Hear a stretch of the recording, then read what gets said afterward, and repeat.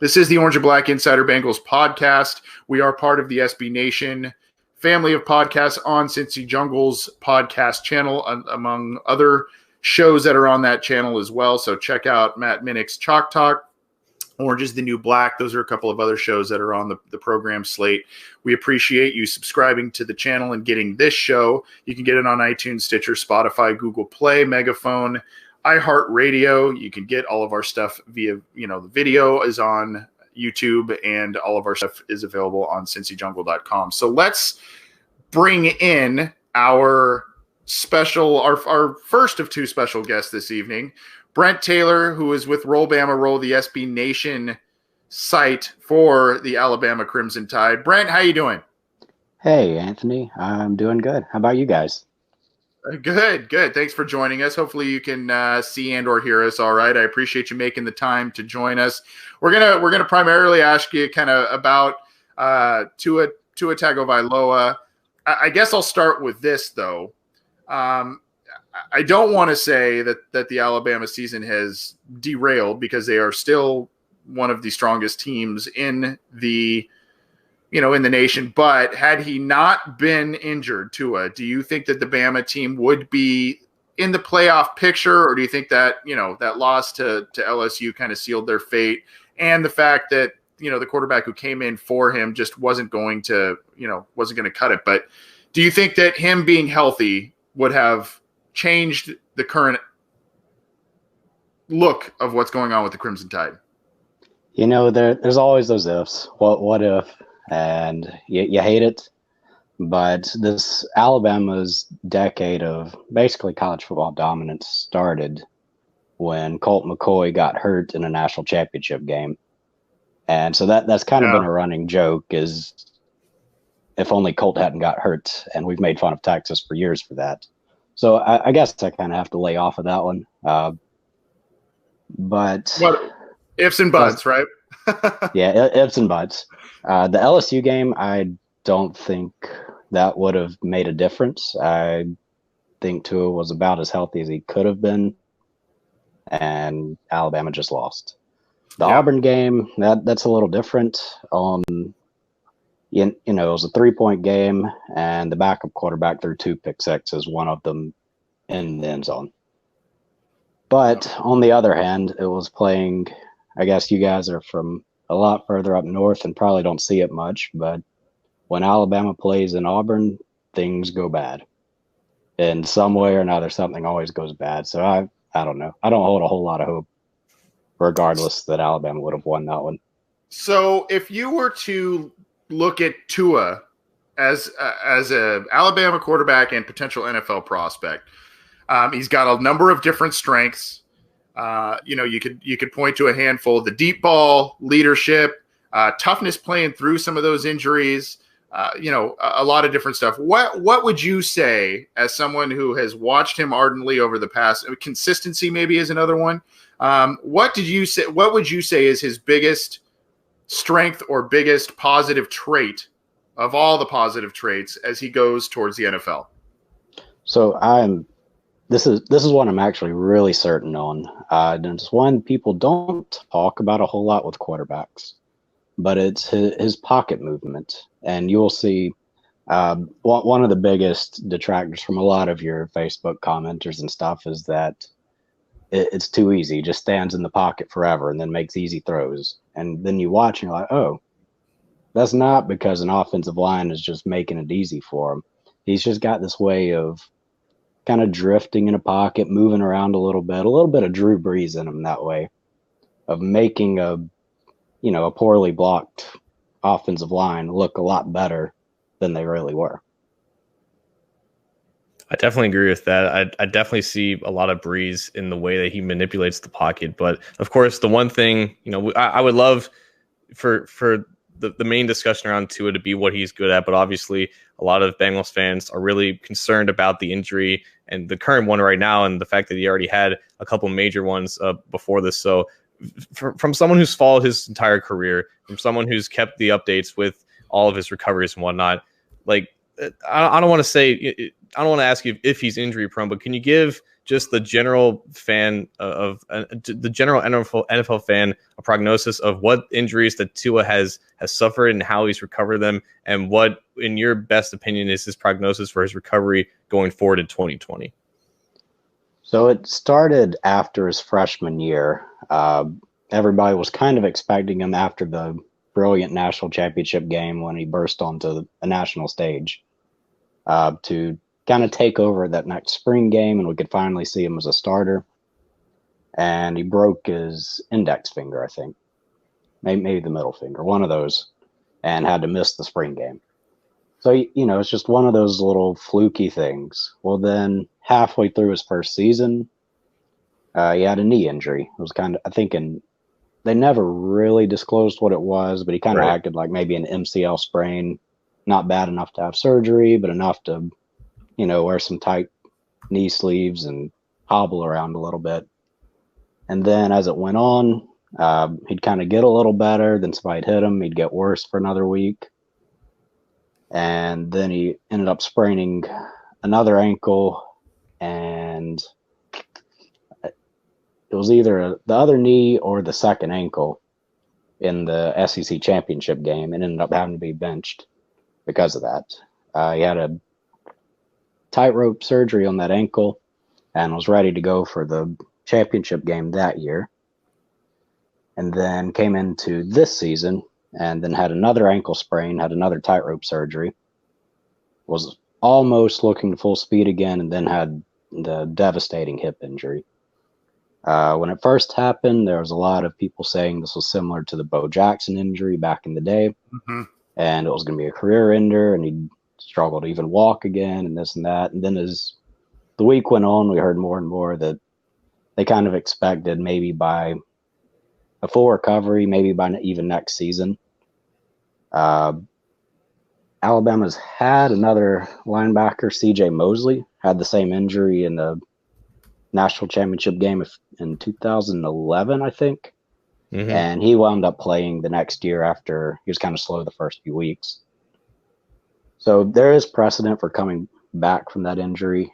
And even as a quarterback, it's maybe not as important, even if he doesn't get that full motion that, say, a receiver or cornerback would have. But again, hey, I'm not a doctor, and everyone else on Twitter has speculated this one. So either way, I'm not sure I'd hold out hope that he'd be ready to go at the start of next season. But maybe, part of the way through the year, he'd be mostly ready to go, and maybe even take a redshirt year almost, just to learn how to be an NFL quarterback after he missed the whole offseason.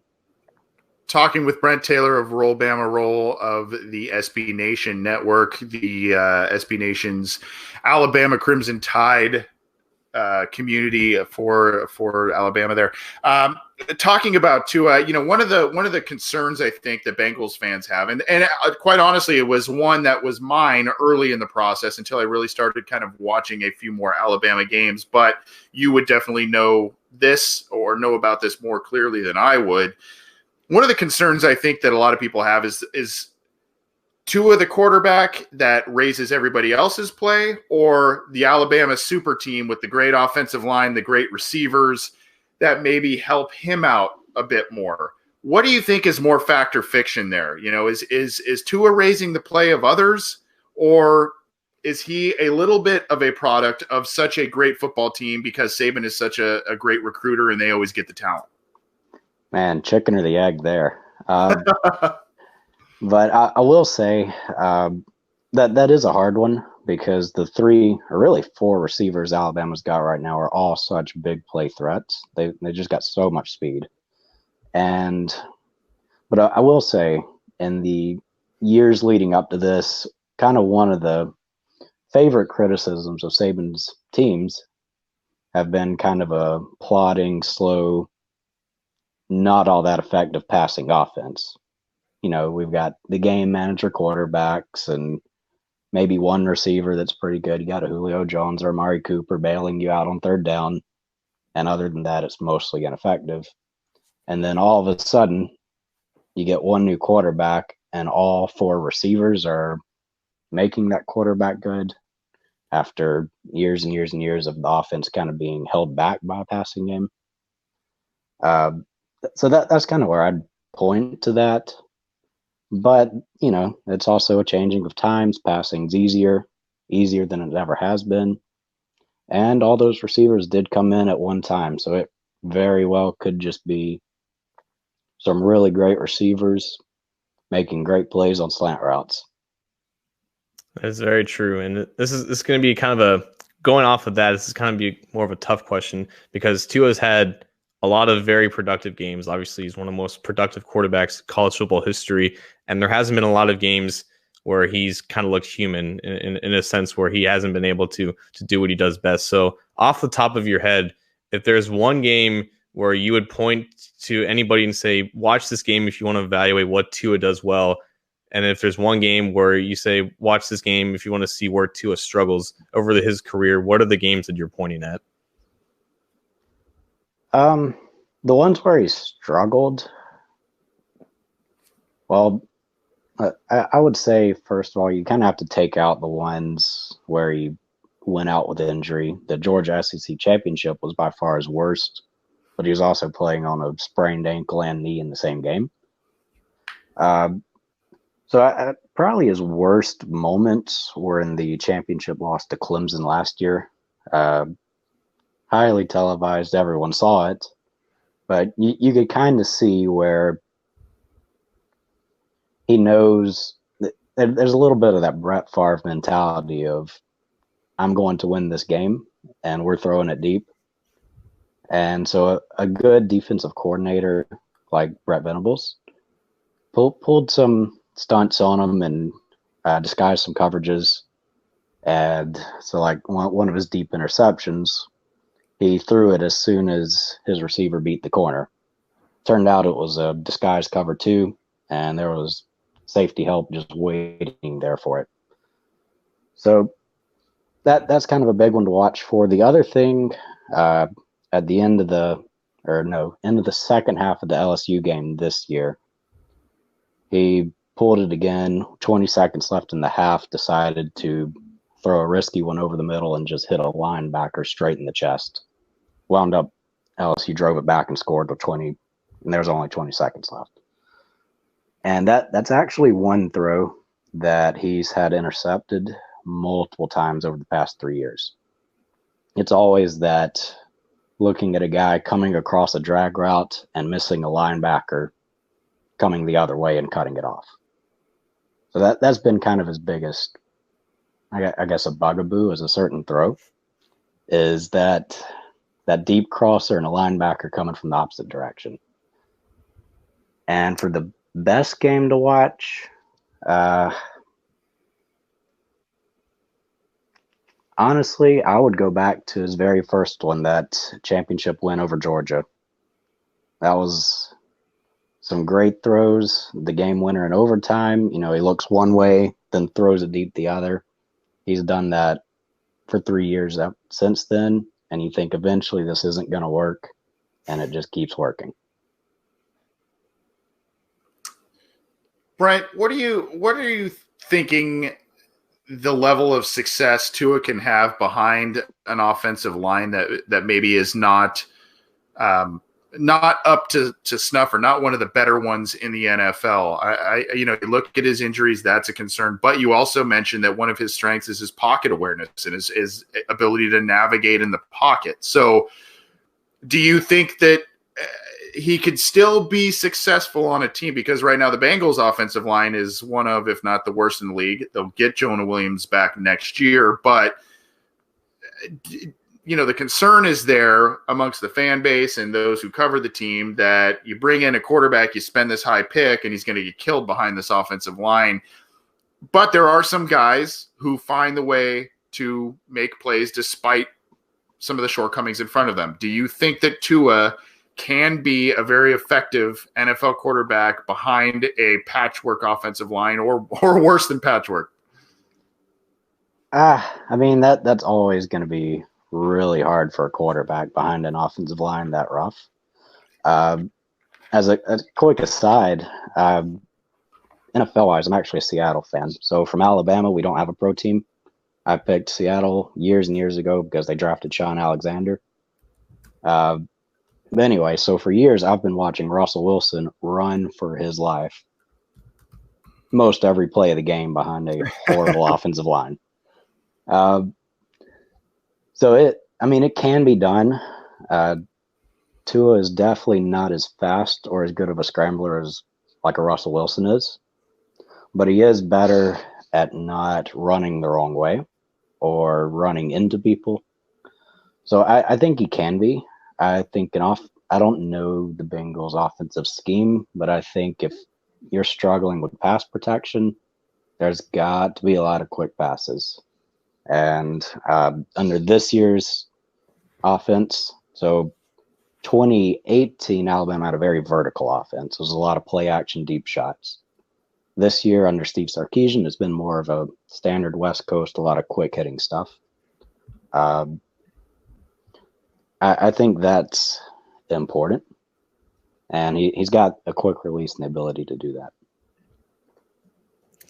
Talking with Brent Taylor from Roll Bama Roll, the Alabama SB Nation site. Brent, I want to kind of transition to other players on Alabama's roster because Alabama's still a really good team and always produces quality NFL talents. Sticking with the offensive line, Alabama has 2 tackle prospects that are draft eligible and could declare for the NFL draft. One of them, I think Dane Brugler Jr. for the Athletic listed him as his top tackle prospect in the NFL draft this year. Jedrek Wills Jr., and the other guy being Alex Leatherwood. In your opinion, which of these guys really stands out more to you as the better professional going forward? Obviously, you can classify which of them you think has been better in Alabama, but in terms of translatable skills into the NFL, like athleticism and how they handle power, which one are you more confident in having the better NFL career? Jedrek Wills, absolutely. Not even a second hesitation there. He's been, even as a high school recruit, kind of one of the top testers in a lot of your athletic power, speed, acceleration, all those. And then kind of came in his freshman year. He didn't start, but he quickly kind of pushed his way into rotation, played a good bit. And then sophomore year was a starter. And the fun thing about Wills is anytime you stop watching the ball and you move to the offensive line, and you look for 74, there's probably going to be 1 to 2 people on the ground somewhere around him. Like wherever he is, there's chaos. And for an offensive line, it's just fun to watch. And, he takes off into space on screen passes or blocking downfield. And he's almost more fun to watch than the running back. And as a pass protector, he's got good feet. He's had some issues with kind of catching stunts with smaller linemen. Getting inside of them has kind of been his biggest issue. For Alex Leatherwood, he came in as this really highly rated 5-star tackle, but he was kind of big and struggled with footwork early on. So he played guard his first year before moving to tackle this year. He's a little more of a prototypical tackle. He's got very strong arms, like your lengthy, strong arms that a lot of people want to see in a tackle. There's been a couple times we've seen highlights of him blocking one guy with each arm. But he's also been a good bit less consistent than some of the other guys have been. So he's got a lot of size and potential. I wouldn't be surprised if Leatherwood actually comes back for a senior year, though.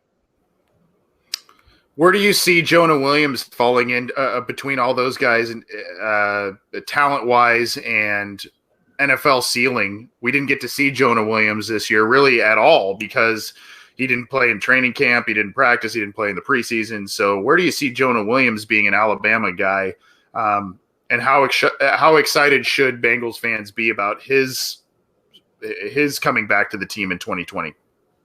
And Jonah Williams was just great. So he started for 3 years. And one of the best things about Williams was that you absolutely never noticed him. You could go an entire season and think, did he even play? And for an offensive lineman, that's what you want. So I know leading up to the draft, the whole thing was about his arm length. And everybody said, well, he should be a guard. I don't know. I've never seen him play guard. But I know he was a really good tackle on both the right and left sides. And pass protection, you never had to worry about him.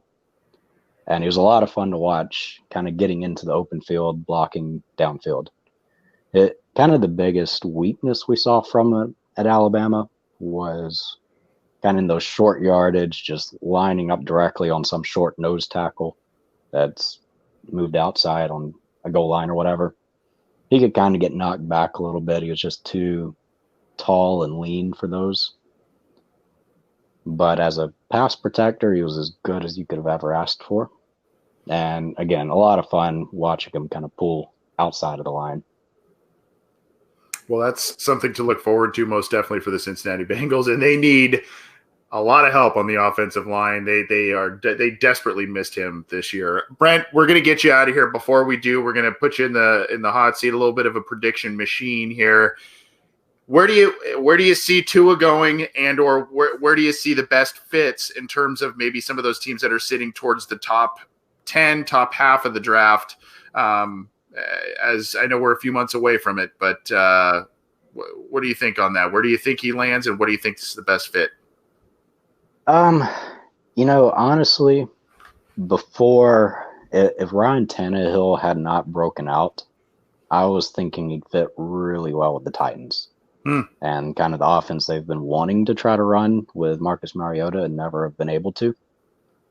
But Tannehill's been playing so well lately, I think maybe they'll look a different direction. And I don't know the Titans' record right now anyway. I think they're 8-5. 8-5. So they'd probably be picking around 20 or so. But so I'll come off of that one. The Dolphins tank for Tua, I don't think is going to be a thing anymore. Everybody's looking for Joe Burrow now. So how about the Oakland Raiders?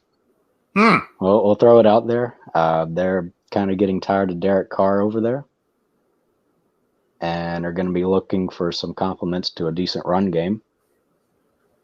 So yeah, I'll go with the Oakland Raiders. Okay, so back with Josh Jacobs. Yeah, there you go. Yeah. You think he may fall a little bit then? You're thinking he may be, because right now the Raiders are, what are they, 6-7 or something? Yeah, they're somewhere around 50%. Yeah. I think he could. It's one of those things with an injury like that. Who was it a couple years ago that the linebacker out of Notre Dame, I think? Oh yeah. Was it Jalen Smith? Yeah, Jalen Smith.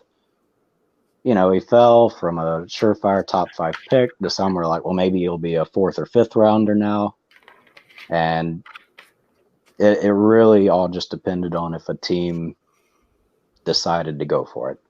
Which, I mean, that's how it is with any pick, but with high-profile injuries like this, there's such a big range. If a top 5 team says, I think he'll be better, then they might go for it.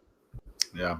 But if everybody thinks, I don't think so, we'll wait and see, and then who knows, he might drop to the Patriots. Oh gosh. Oh goodness. What a week to bring that up. Wow. Tommy Wagner in our Facebook chat says Tua would go to the Colts. I think that would be kind of interesting and possibly a good fit there too. But we'll see how it all plays out. Brent, thanks for joining us. I know we said 15 minutes. I think we kept you much longer than that, but we enjoyed chatting with you and getting the insight on Tua Tagovailoa and other Alabama prospects, both coming out this year and the one the Bengals grabbed last year. Where can people follow you, find your stuff, all that good stuff? So our website is Roll Bama Roll. The Twitter handle is @RollBamaRoll. And then if you follow that, you'll end up seeing me eventually. I'm Brent Taylor. My Twitter is @BTBama22. That's really it. But yeah, Roll Bama Roll. You'll see me riding there a good bit. Awesome. Well, thanks. You guys do good work there. Thanks for coming on the program. If the Bengals end up taking Tua or other Alabama prospects in this coming draft, we'd love to have you back on and chat with you about it if you're willing and able. Absolutely. Yeah, I'll do these podcasts. And a lot of times after Alabama players get picked, I'll do kind of guest writing pieces for the different SB Nation sites around. It's one of my favorite times of the year. Awesome. Well, Absolutely. we'd love to tap you for some of that info. Appreciate you coming on, Brent. All right. Thank you, guys. All right, take it easy. That was Brent Taylor from Roll Bama Roll, the SB Nation Alabama site there. Good stuff. Good insight on Tua there, I thought, John, especially some of what he thought was the some of his strength, his biggest area of strength. I thought that was a really interesting piece and something that could be very valuable to the Bengals. And he could have said so many different things. Like Yeah. he settled on pocket and footwork, and that's definitely the thing that sticks out. But like, man, he's just the most balanced of these quarterback prospects in terms of strengths, because he has great velocity in an arm, he has a quick release, and he has the pocket management and skills, and he has the production. It's just it really is a shame that he's the one that has this injury issue. Yeah, it would. I mean, I think a lot of Bengals fans would still be on the Burrow bandwagon, especially if the LSU game, Of course. if that played out, continued to play it the same way. And if he remained healthy, though, the rest of the season, it would definitely make for a very interesting debate going forward, especially if he was able to get Bama into the playoffs. Maybe those two teams meet again in the play. It's just like, what if, it's kind of a bummer, but he seems like a really great kid. So hopefully he can overcome that and have a great NFL career. The Bengals take on the Patriots here, but they've got their eyes towards the future. And speaking of the future, we bring in our second special guest of the night, Joseph Yoon. Joseph, how are you, sir? Can you hear us okay? Yeah, I can hear you. Awesome. How's it going tonight? Pretty good. How about yourself? Good. Thanks for joining us. I know you had a lot going on, but we appreciate you joining us, talking a little Ducks football. We're going to primarily focus on Justin Herbert because the Cincinnati Bengals are most likely going to be in the market for a quarterback, particularly at the top of the first round. And Justin Herbert is one of those big three, quote unquote, that they might be looking at. So we'll kind of ask you, start off a little bit with a little bit of a profile of Herbert. What would you say is his biggest strength? Because he's got the arm strength, he's got the size, he's got some athleticism, mobility, that sort of thing. What would you say as an NFL prospect of the many strengths that Justin Herbert has is his biggest strength as a potential pro? Like you said earlier, his arm talent is his biggest strength as of right now, and his adaptability to different offensive schemes, because he went through 3 offensive coordinators so far in his career, so completely different schemes. And because his first coach was I think it was Willie Taggart, and he runs a Baylor style offense, where the receivers almost line up in the stands pretty much. And right now he's under Marcus Arroyo, under Mario Cristobal, who prefers a pro style system. So I think his adaptability is his biggest strength. That's very interesting. Just over the course of Herbert's career, his production is, in terms of touchdown interception ratio, has been stable. His completion percentage and overall accuracy has been something a little bit more volatile. He was at 67% back in 2017, dropped back down to 59% last year, but now it's up to 66.7% this year. And a lot of that can be attributed to a lot more or shorter average depth of target, and how that Oregon offense hasn't asked him to really push the ball down the field. But also, do you see an improvement in terms of overall accuracy, and the fact that there's been a lot of drops from Oregon receivers kind of hurting him in terms of overall completion percentage? Have you seen necessary growth from him as a prospect in terms of accuracy that can be attributed to that increase in completion percentage? Well, last year, Oregon led the country in drops from his receivers, and he had a favorite target last year, Dylan Mitchell, who was an undrafted free agent from the Vikings. And so obviously he didn't have Mitchell this year, so he had to spread the targets around. And yeah, so it's I believe his accuracy is more towards like 63% than the 59 that we saw last year. Yeah, his completion percentage actually is the second highest that he's had in his career, 66.7. He had 67.5, but he only started 8 games there. I think, Joseph, the big question here is, why the inconsistency? Is it John, my co-host, mentioned the drops? You kind of talked to that a little bit. Justin Herbert seems to have, of all of the quarterbacks in this draft, I think raw talent-wise, he's probably got it all. You mentioned the arm strength, all of that. Why some of the inconsistency? Why some of the disappearing acts in bigger games or games they had to have? I think that's probably the biggest concern and why he might be, a little bit further down the pecking order for some teams as they look to draft a quarterback. Fundamentally speaking, as a passer, he's not fully developed yet because he's been hurt a bunch earlier on in his career. He had a collarbone injury his sophomore season, I believe, and then his lower half needs a lot of work because he likes to throw off his back foot a lot like Jay Cutler does in the past, unfortunately, and He doesn't throw any anticipation throws. He doesn't throw any receivers open. He just throws it to a spot, and hopefully the receiver's there. He's that kind of passer. So basically, he needs a babysitter like Jared Goff does with Sean McVay. So yeah, basically, the scheme requires him to have a receiver open at all times. So he has zero anticipation, is what I'm trying to say. Yeah. So obviously, like you said, he's not fully developed, and he is more of a raw prospect, even though he has 4 years of starting experience. But that raw arm strength can get him out of some situations, and it's definitely fun to watch. In terms of dealing with pressure and creating out of structure, would you say it's more of a strength or weakness for him? Because playing in Cincinnati, you're going to deal with some pressure in your face from time to time because their offensive line is still struggling, and sometimes guys aren't going to be open initially, and you may have to find different passing lanes out of the pocket. Would you say that right now that you're comfortable? Like, has he improved in that area where when he escapes the pocket, it's more of a, well, let's see what he's going to do instead of oh my God, he's going out of structure? He's definitely growing in that regard, but his pocket awareness is almost Blaine Gabbert-esque. So yeah, he has a tendency to lower his eyes and just scramble, but he takes a lot of sacks, unfortunately.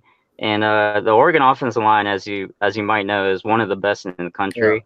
Yeah. So it's most of the sacks were on Herbert, but there were some sacks on the offensive line, but mostly it's just he doesn't have the pocket awareness that a senior should have. It's more like true freshman level, but it's the offensive line didn't develop until basically his junior and senior year, where they got thrown into the fire early, so they had to develop really quickly.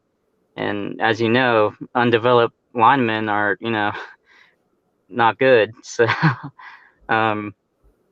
yeah, he tends to try to fade away from the pressure, and he has arm talent to get the throws there. It's just sometimes it's just hit or miss. It's like a mixed bag of what you get. Talking with Joseph Yun of Addicted to Quack, the SB Nation Oregon website. Appreciate his time talking some Justin Herbert with us. I want to – we've been talking quite a bit about Justin Herbert. We'll kind of circle back around to that as we conclude. But saw a comment in our live chat about Troy Dye, who actually is a brother of former Bengal Tony Dye. Talk about him a little bit. Is he worth a look for the Bengals as a linebacker, kind of hybrid player?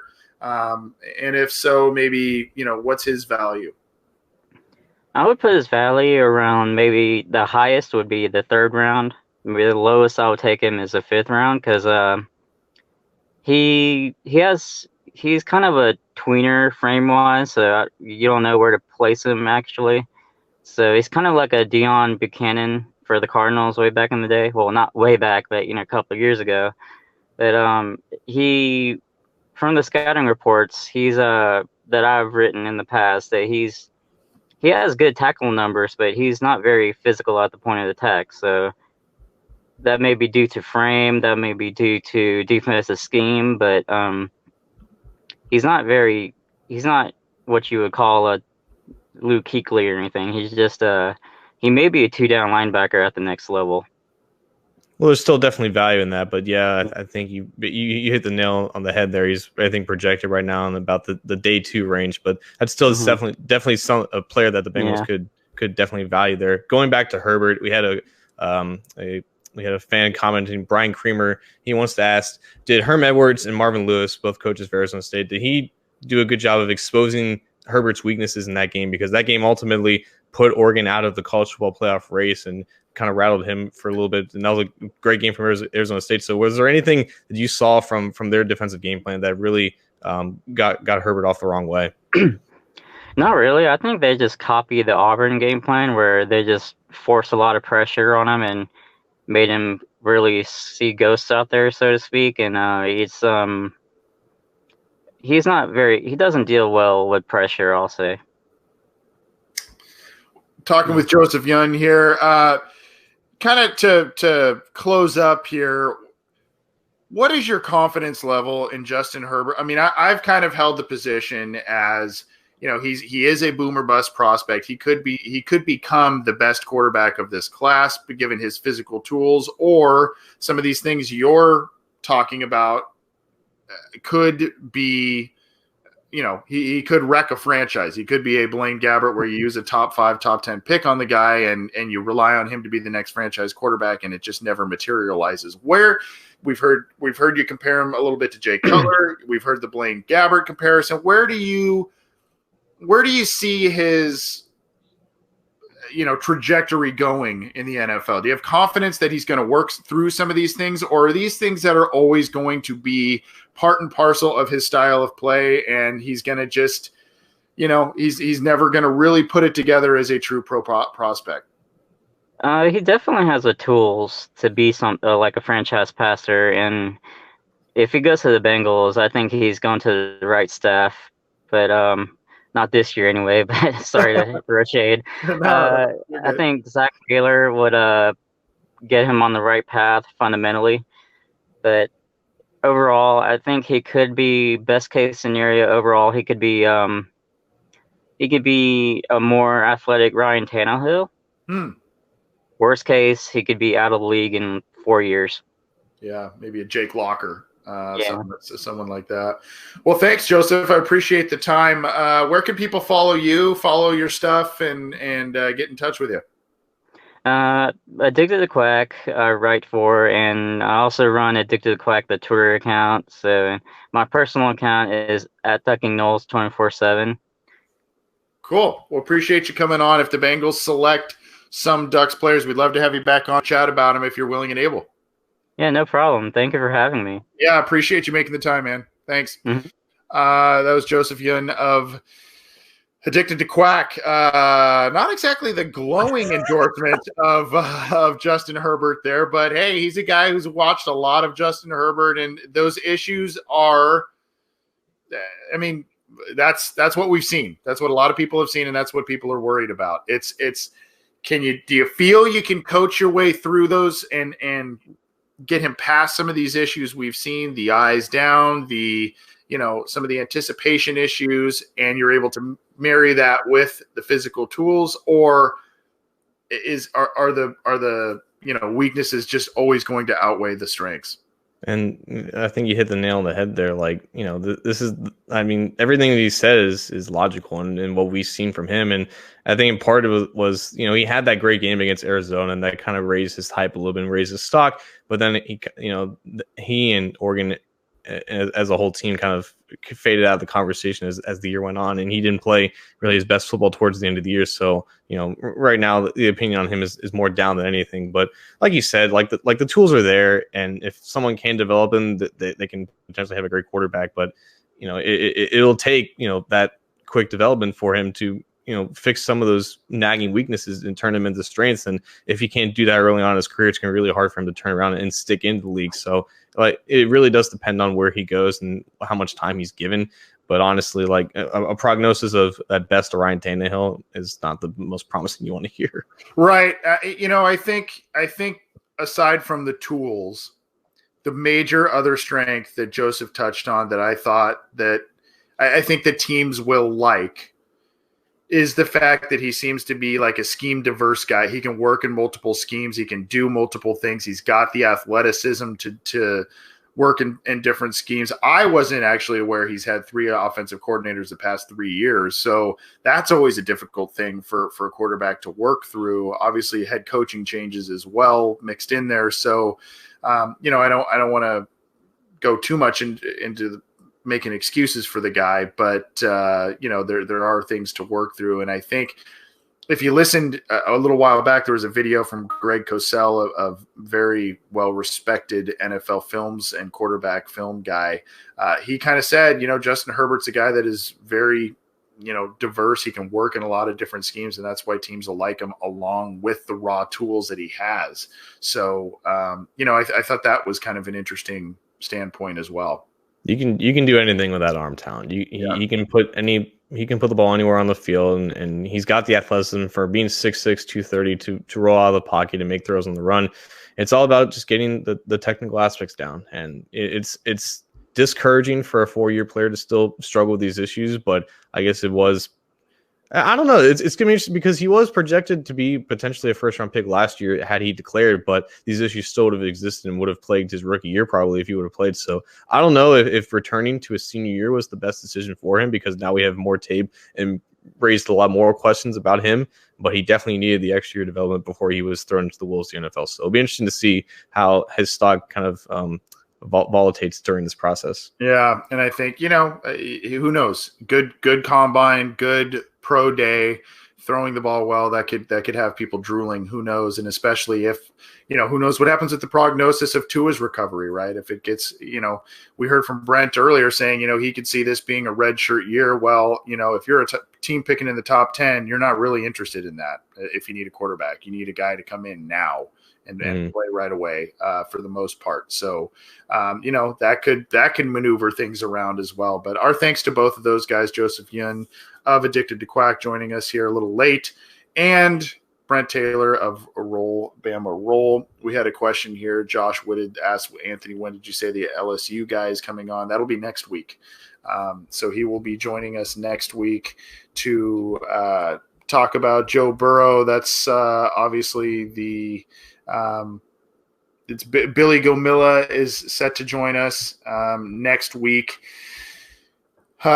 He is with the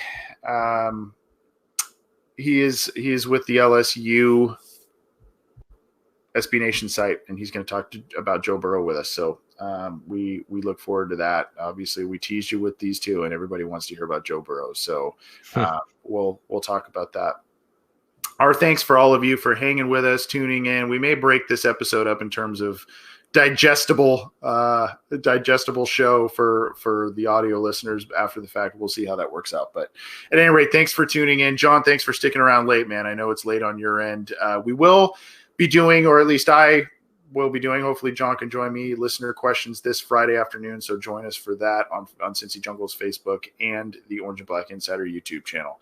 Thanks for tuning in, everybody. John, thanks for hanging late, man. I appreciate it. Nice just getting started, my man. Yeah, there you go. There you go. I'll talk to everybody later.